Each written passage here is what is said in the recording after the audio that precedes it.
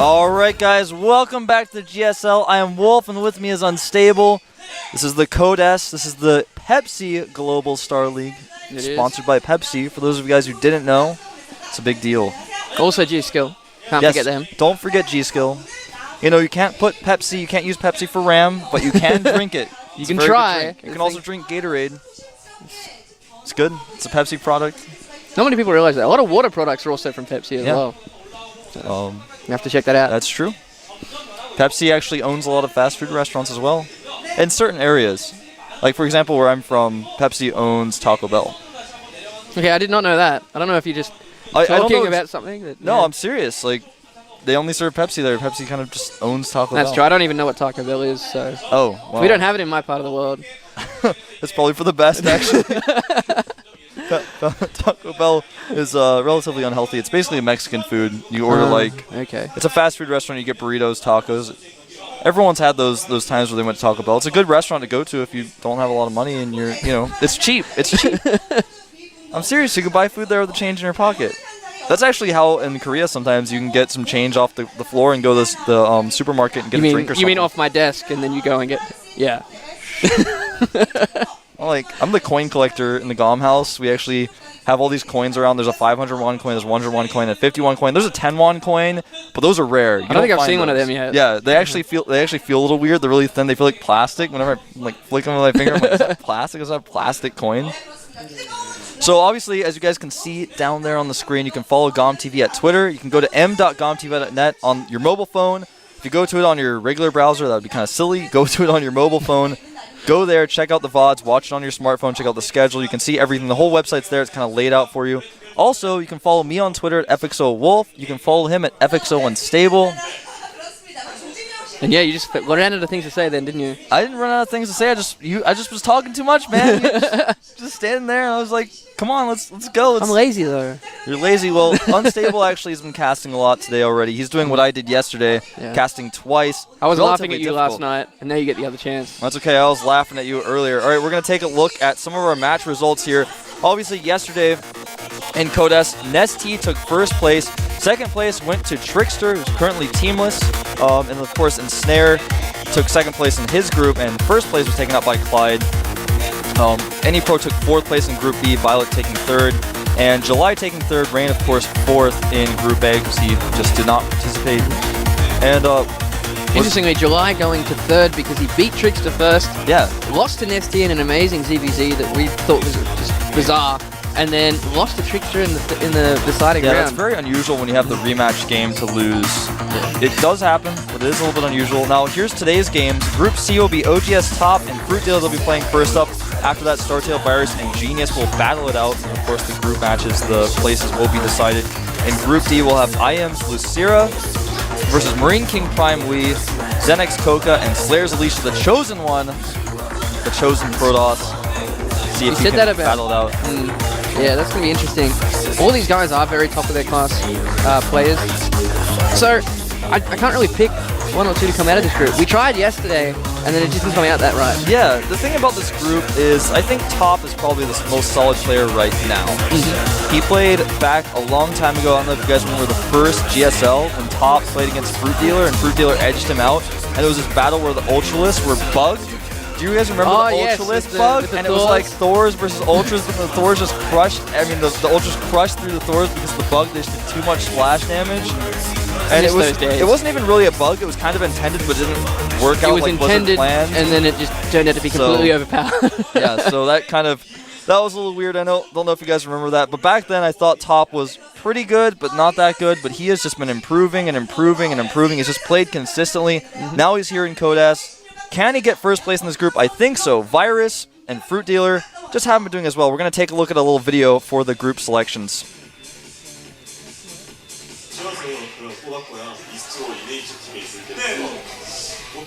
시어서로 뽑았고요. 이스트로 이네이처 팀에 있을 때부터 고춧가루로 좀 유명했었는데 정훈이 요즘에 잘하고 있는데 고춧가루 한번 제대로 부리겠습니다. 사랑합니다. 나도 사랑해. 지성이는 만나기 싫거든요. 같은 팀이라서 일단 지성이는 안 뽑을 것 같고. 같은 팀은 제발 피해 주셨으면 좋겠습니다. 사랑합니다. 처음에서 실은 저는 어디였어요? D조랑 2조요. D조랑이죠. 네. 계속 16강, 32강에서 떨어지고 있는데 열심히 해서 높이 올라가도록 하겠습니다. 네.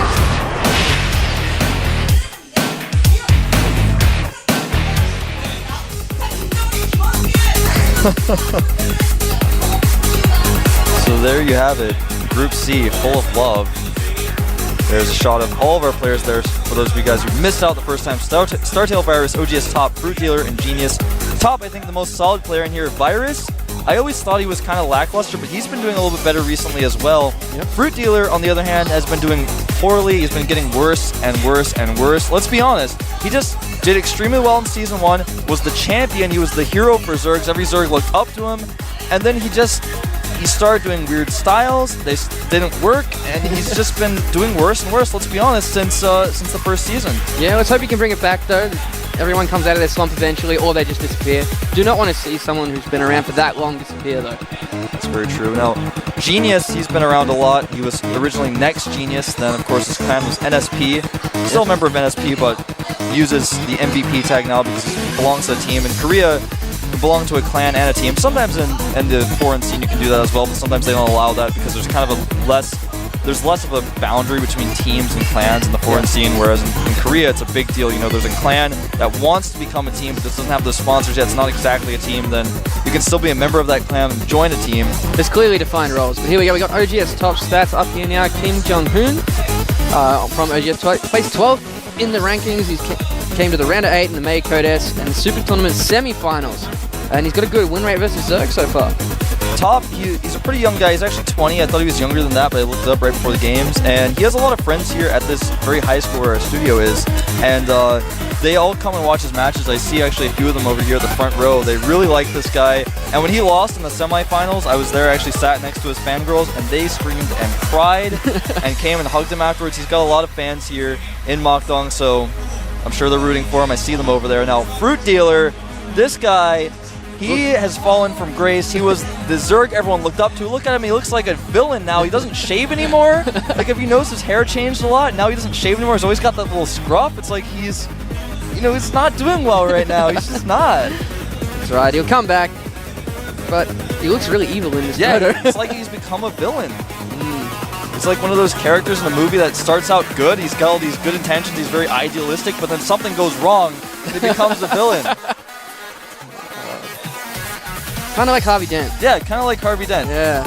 He's the two-faced Zerg. Yeah. We should call him that because he can play a macro game, but sometimes he'll just snap on you. Yes. And like all in you with banelings or something. There they are, both guys. FruitDealer does not look stressed at all. He's just sitting there. He's like, eh. Yeah, he's like picking his fingers. Top looks a little bit more nervous, but I think he's maybe prepared a little bit better. I gotta say, Top has been training a lot. He's put a lot of time in. I've heard from other pro gamers that this guy just practices a lot. His macro is incredible. Sometimes Top's been known to make mistakes in games, but because he doesn't miss depots, he doesn't miss SCVs, he's never got more than one SCV queued up at every time, but he's always got one queued up at every time. You say that now, we'll notice that the first thing he does wrong in the game is going to be something like that. He's gonna like drop a depot. I'm like, oh!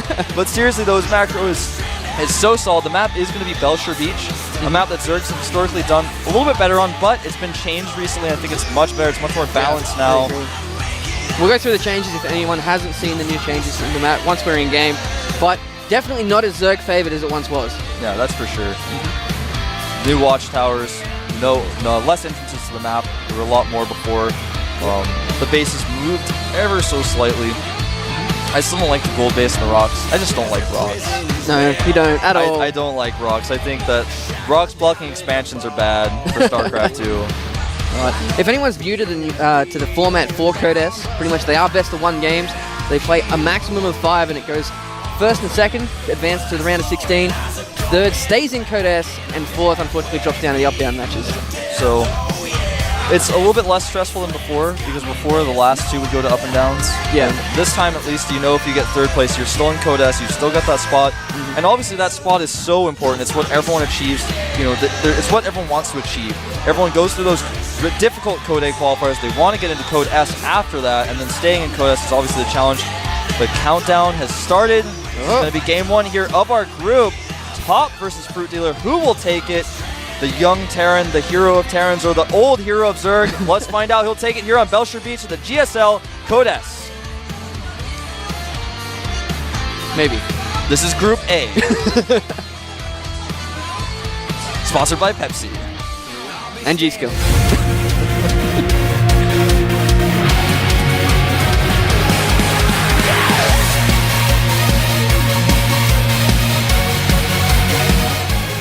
All right, over here at the top left, a member of the team OGS.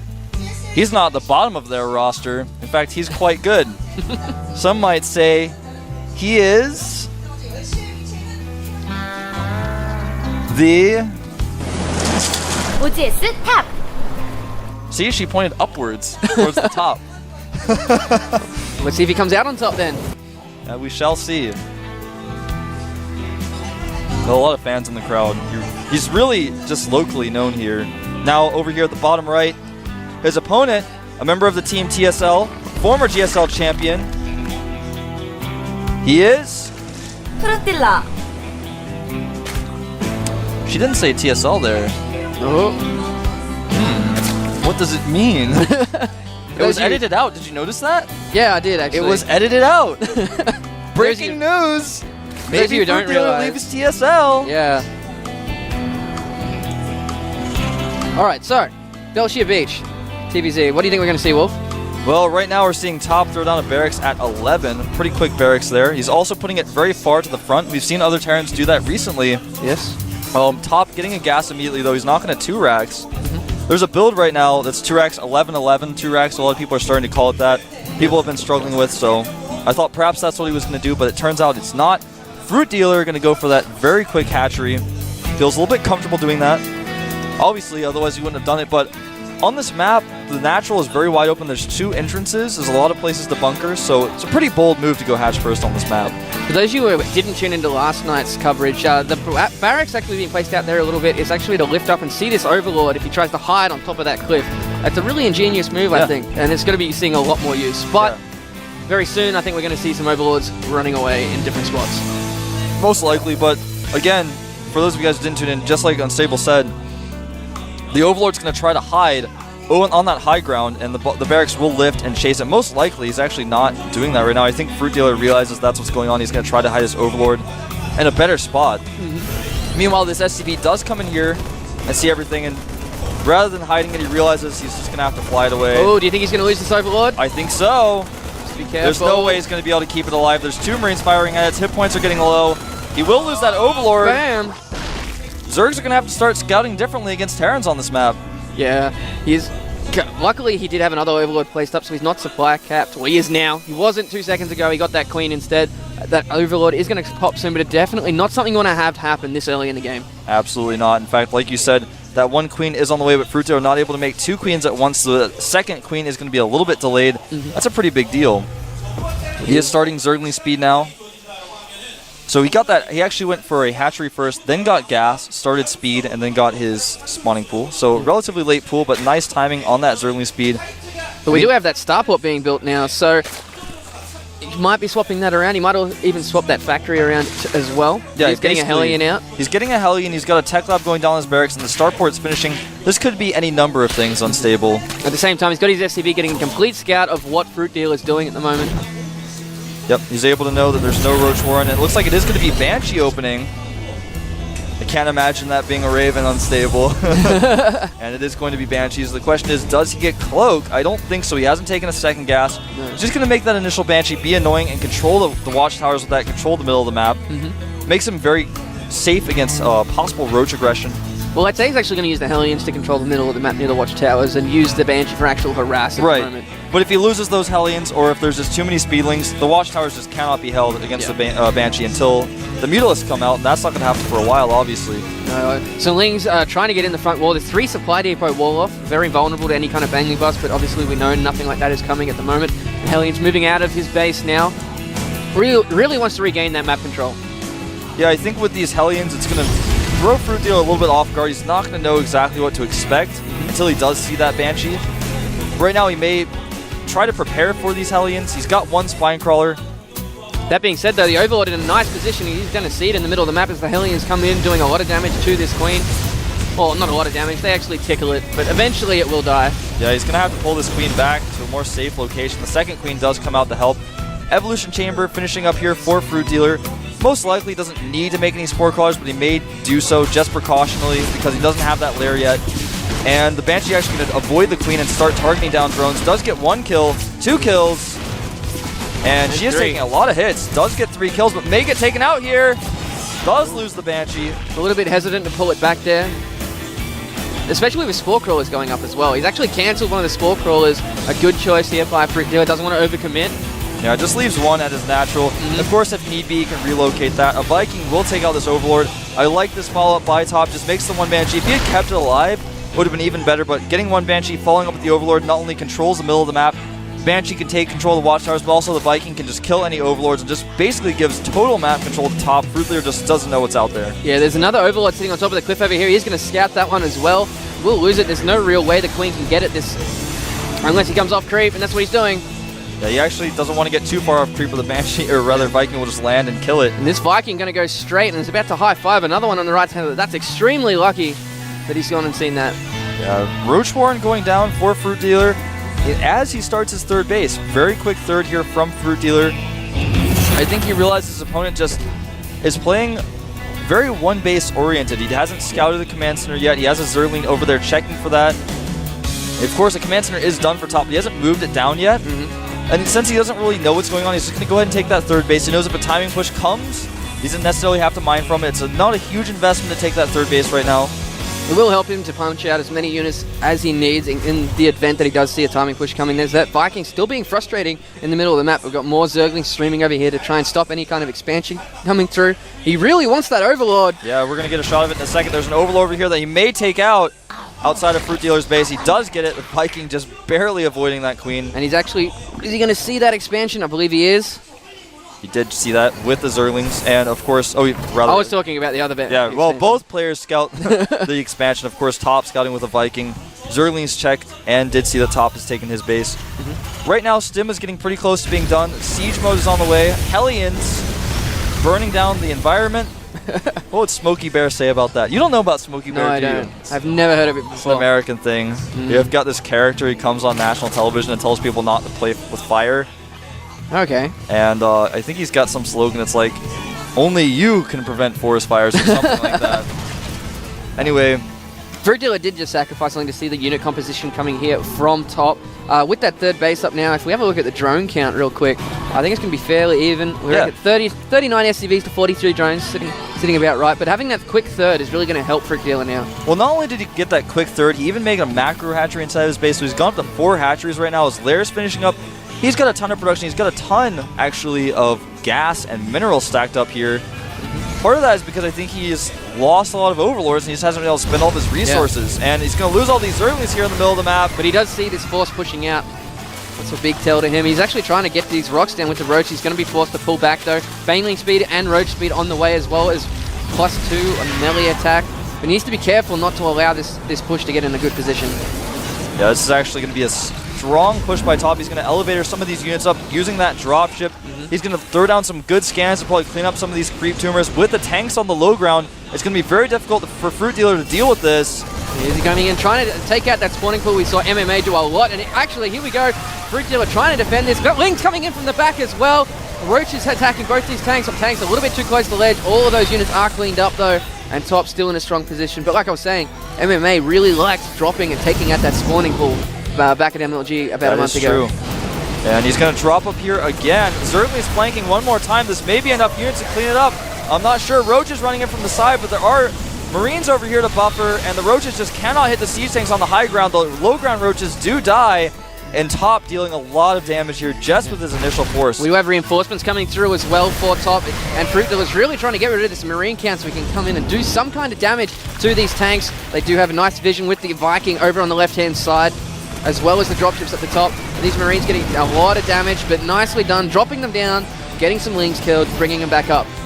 Yeah, and not only that, he's starting to damage some of these creep tumors with that splash damage. And here come the Speed Banes, and he's actually not reacting quickly enough. Does lose all of those Marines. Does take all them out. He does have that macro hatch, though. Looking here, he is falling down a little bit in supply, just purely because of the positions here. Yep, a little drop coming over here to the third base of Fruit Dealer, though. Not the best timing on that drop. It was completely spotted. The tanks, though, can now hit that spawning pool. That's pretty huge. He's going to want to remake that immediately. Doesn't even want to wait for it to die. No, there it is. He's just throwing down another spawning pool. He's just accepting the fact that he's going to lose that one. Might actually lose that extractor as well. No, just out of range. But we do have a third command center going down for top now. Really, these positions are really well done. Good timings by top in his attack. There's a little counter attack here coming, and he actually doesn't have that many units back at home, but it is going to be just enough. Will he lose this tank? Nope, does defend it. But he did see that third command center though.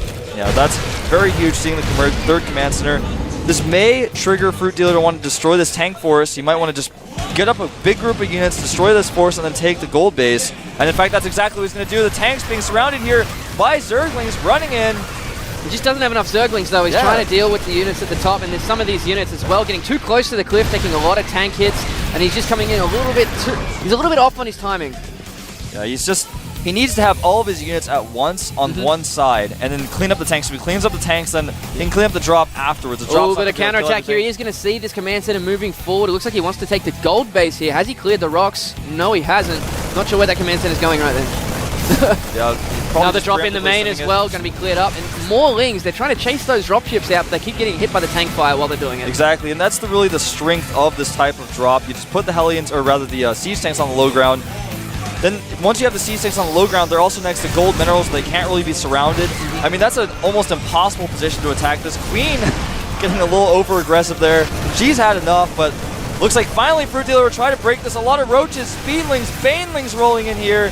He will finally clean up these siege tanks, and that will put him back on even footing, I would say. But the good part about this is Top didn't overcommit to that positioning there. Half of his forces are actually back defending this gold that is about to go down. He's also bringing those dropships back as well. The downside to this is he does have that second entrance into his natural at the top, and that looks like exactly where FruitDealer is going to go attack from. Yeah, it looks like he is going to funnel around here to the side. He checks for a third base there, realizes now, oh, you're going to take a gold with that. Maybe I'll counterattack you while your units are away. He runs up here. This is completely undefended from top. Some of his units actually leaving the safety of the bunker. Even the depot is blocked by the Zerglings. Tanks taking a lot of hits, but FruitDealer hesitates for a moment. Does take out one of those tanks, but loses a lot of units in the process. He did save a lot of those roaches, though. Some people would have just tried to press their advantage, and he might actually see this dropship coming through. He does with that Zelnaga tower. Going to be prepared for that. Spire is almost finished for him as well. Looks like he's going to take that gold base as well. He's got a lot, well, he had a lot of gas banked up, then he made 26 banelings. I was going to say he's going to make maybe 10, 15 mutas. No, he made 26 banelings, so as soon as he gets that gas back up, he will start to produce those mutalisks to shut down these drops. Again, though, this drop without the mutas is going to be relatively difficult to deal with. He's going to drop it over here in the main base. We'll get a shot of it in a second. He does have 2 spine crawlers there, so he should be safe if he just pulls his drones towards the spine crawlers. Here we go, the drop going down in the the third as well as the main, but FruitDealer perfectly positioning his spine just to hold them off for a little bit until the units get there. We also have top moving in at the same time, but oh, FruitDealer not going to give him a chance, going straight for these tanks. The Zerglings coming in, they are right up against the tanks, but no, too many tanks. FruitDealer wisely backing off. There's still one Marine there that he hasn't been able to deal with the drop in the main. He's going to lose that. FruitDealer has so much larva pulled up right now, but he's not using it. He's not entirely sure what types of units to make. He's 70 supply down, but he's got 1,000 resources in the bank. He just didn't make anything. I'm looking at his main right now, and he's got like 15 larvae just sitting there. Yeah, he really needs to get a lot more Zerglings out at the moment, just to at least buffer some kind of that tank fire. And there we go, 34 Lings in production as I say it. Yeah, he just needed to have those maybe out a little bit sooner. He's trying to decide what he wants to do. He got that Spire, wasn't able to use it right away. It's very frustrating when you get tech like that. A little drop here at the possible gold base of FruitDealer will be cleaned up. Top doing a really good job with his drops at the moment, keeping FruitDealer on all positions. He's slowly creeping forward at the same time. A lot of these rally points are misclicked here by FruitDealer, losing a lot of units. He's trying to get a tank grab, but he needs to be careful not to run in front of that tank fire. He's been doing that all day. He really has, and right now 70 supply up is top. Does have +1 melee or missile attacks for infantry. +1 infantry weapons. That looks like FruitDealer's going to try to swing around here. Do a two-pronged attack. Actually, no. Needs to be careful with these Banelings, though. His Baneling nest only just finished up. Coming around on the right-hand side as well, catching a lot of these Marines off guard with some Lings, Roaches, and Mutas. But he still has all those tanks just creeping into his third. They are actually in range of the hatchery now. He's probably going to lose. There's no units to reinforce. He's going to have to let it go. FruitDealer had this weird notion that he was going to do a counterattack, but then didn't do it, and essentially Top left most of his units there. He could have done a nice counterattack, but then just didn't, and allowed his third base to be taken out. These roaches coming in at a terrible time. does not have enough units to break through this, and I gotta say, FruitDealer losing way too many units from here. I don't see him recovering. I don't see him recovering from here. No, he doesn't really have the muta count as well as the spike, and he is at 90 supply down at the moment, and he just has no way to punish. And actually, no, I take that back. There's no turrets at the gold at the moment. These mutas are going to wreak havoc for a little bit. Whoa, that's actually forced Top to bring all his units back. Bit of an overreaction there. Yeah, some of these Marines, though, will come and clean up these mutas. They do have 2-1 upgrades now. There we go. He's actually changed his mind, going for the gold here for FruitDealer. And I think he realizes he's very far ahead at this point. Oh, he absolutely is. He's scanning, killing a lot of the creep of FruitDealer. FruitDealer, I do not think, can hold this gold. He just doesn't have the supply he needs. No. His tanks sieging up. The Banelings rolling forward. Banelings hitting a lot of tanks, but not a lot of Marines. And that is pretty much it for FruitDealer's army. There goes the gold base. The gold is down. He's down to 1 mining base, only 3 hatcheries, and he does still have that macro hatch in his main, but he just doesn't have the economy. He's got 1,000 gas here, but he just can't spend it at this point in time. That is true. Now, here comes some more Banelings in top, not reacting quickly enough, losing a lot of Marines. Whoa. But will it matter? I don't know, Unstable. Well, that was a good break for FruitDealer. Unfortunately, I think it came a little bit too late. There's just not enough units to defend him now. This is only half of Top's real force, and it's rolling straight into that natural. Nothing really to defend himself. And here comes the Queen out. The final Zerglings. He's got 20 more Zerglings in production, but now these tanks are sieged, actually killing themselves quite a bit with these Lings coming forward. But everything that FruitDealer has cannot finish it up, and the reinforcements coming down from top as well. Drones being pulled. I think this is going to be it for FruitDealer in game 1. He's just losing way too. He's losing all of his drones. 164 supply to 31 supply. FruitDealer just desperately attacking with drones here. Was a little bit indecisive in several moments of this game, and Top simply just tore him apart. Yep. It's going to be it. Expect GG any second. I mean, this there it is. GG.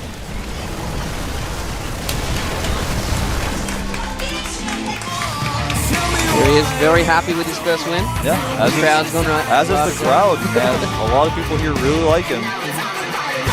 Hometown hero does go 1-0 in this match. He still has another game though. He will face the winner of our next match. Find out who goes out in the top seed. FruitDealer not happy. Yeah, a little bit disappointed. And I gotta say, his fire timing was good, and he wasn't sure. He saw Top attacking, and then he made 28 Banelings because he thought, if I don't make these, he'll just kill me. I took the gold base. I'm not really sure if I can make the mutas right now. And then from there, he always wanted to make the mutas, and he just couldn't find the time to do it. Yeah. Well, it was that siege tank positioning as well, really put him on the back foot. He lost a lot of Zerglings. He just never found the right timing, or the right time even, to go in and try and clear out those tanks. Eventually, he got it done, but the damage was far from done by then. Absolutely. So of course, we do have Top taking 1 win. FruitDealer going 0-1 at the moment. We have Genius versus Virus coming up next, and we'll see which one of these guys will go on to face Top for the top seed of this group.